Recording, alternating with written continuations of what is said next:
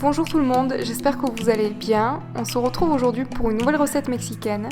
Ce sont des tacos croustillants à la pomme de terre qu'on appelle taquitos ou flautas au Mexique. Pour une fois, je n'ai pas eu à véganiser la recette puisqu'elle est déjà végane. Par contre, normalement, les taquitos sont frits dans l'huile.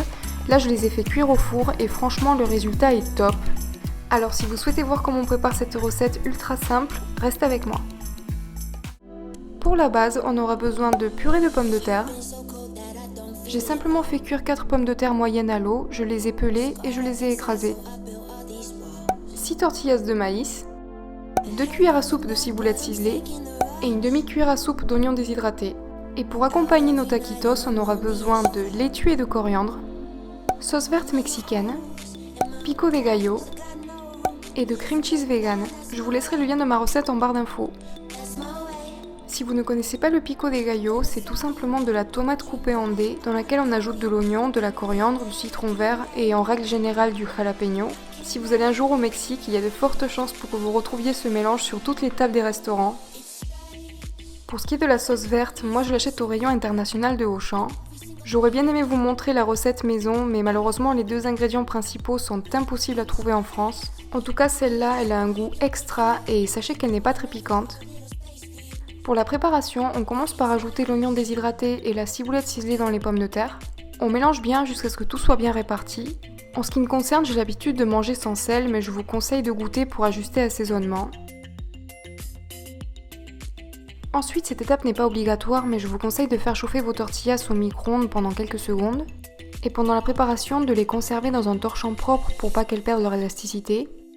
Pour le montage, on place une rangée de notre purée à l'extrémité de la tortilla. Ensuite, on l'enroule fermement, on les sécurise à l'aide d'un pic en bois pour éviter qu'ils se défassent durant la cuisson. On répète l'opération jusqu'à ce que tous les taquitos soient prêts.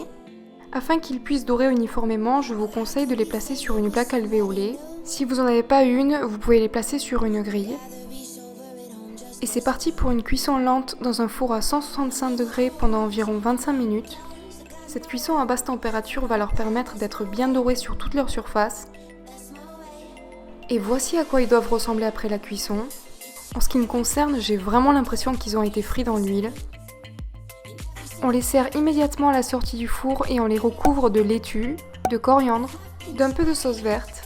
Vous me connaissez, il ne peut jamais manquer quelques jalapenos, un peu de pico de gallo, du cream cheese et j'ai oublié de le montrer mais il faudra également un petit filet de citron vert. Ça peut paraître anodin mais je vous promets que ça change tout.